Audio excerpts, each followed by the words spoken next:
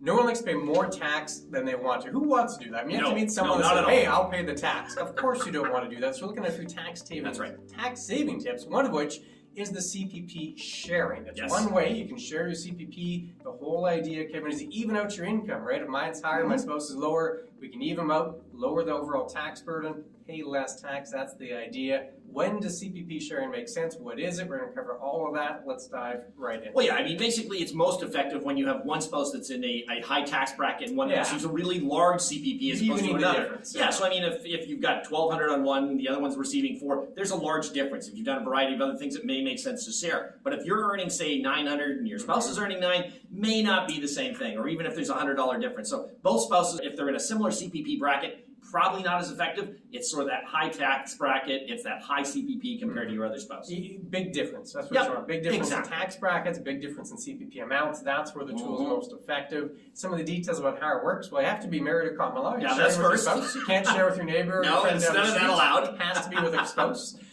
Both of you have to be collecting CPP. So if I'm collecting and my spouse is not, can't share. Both have to be collecting. It's not necessarily 50-50. That's key. It's not they're just going to divide it in half. It's going to be based on the number of years you lived with your spouse. So if I'm on, say, my second relationship and I've been with my current spouse living together for 5 years, only that 5-year window would be applicable for the sharing. So if that's the case, while the sharing might not do a whole lot for you in terms of tax savings. If you've been with the same spouse living together for 40 years, well, you get a much bigger impact because that's how the formula works. It's based on the amount of years you lived with your spouse. You have to apply this bureaucracy, those forms, and it actually changes the cash. It's not just differentiate. Pension income splitting, the accountant does it at the end of the year. The money could all go to one bank account, no worries. That's not the case here. CPP sharing, they actually change the deposits. Exactly. My wife's going to get the cash in her bank account. I'm going to get some in mine. That's what they actually change. So it is a few details there.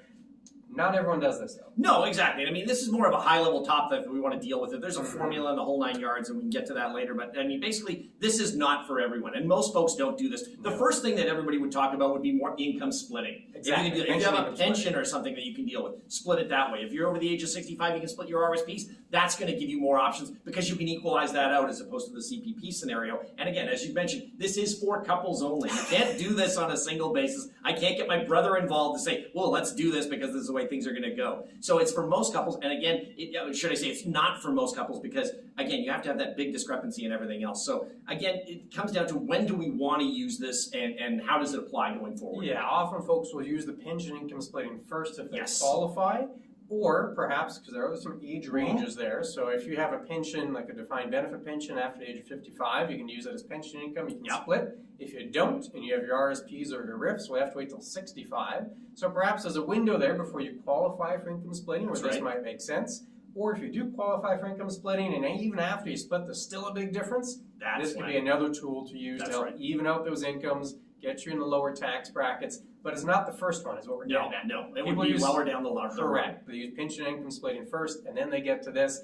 If you have additional tax questions, or if you're looking for more tips on how to get monies out of RSPs or RIFs or anything of that nature, where do they go? They go to chatwithclintonandkevin.com. It's somewhere on the screen, probably below us right now. We're more than happy to answer questions. If you deal with CPP sharing or anything else in regard to income splitting or other financial transactions, please get in touch with us. We'll get back to you really quick. And we are the ones that do answer these questions. No rollouts here. It's us. That's exactly it. Yeah, we have not taken the AI wave. It's answering those emails. That's about it. So we've done the part of when can we start it, when do we do, what happens, when does it stop? Or does it stop ever? When you die. Okay. Death, divorce, or when you cancel. Those are the three big ones of when it stops. Is if you die, you get divorced, or you cancel it. And you can't cancel. You set it up, and then there's a big bureaucratic form. You fill it in, and they'll stop it for you. We'll talk quickly on the death component there. So if we split, let's say I'm getting $400, my spouse is getting $1,200, big gap. So it makes sense, and we split it, we end up with $800 each. Then my spouse passes away.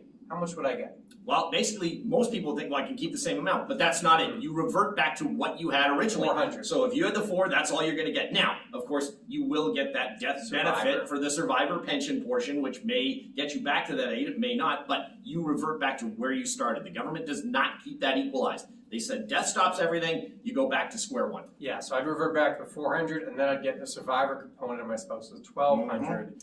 and whatever that comes out to be. So they cancel it and then look at the survivor bit and they go forward from there. That's right. So we covered high level what is CPP sharing, what it makes sense. We have done another video where we dive directly into the formula and use a detailed example. A little more complicated. It is, but great video on that floating on the screen. Click on that one. We'll see you again very soon. Take care.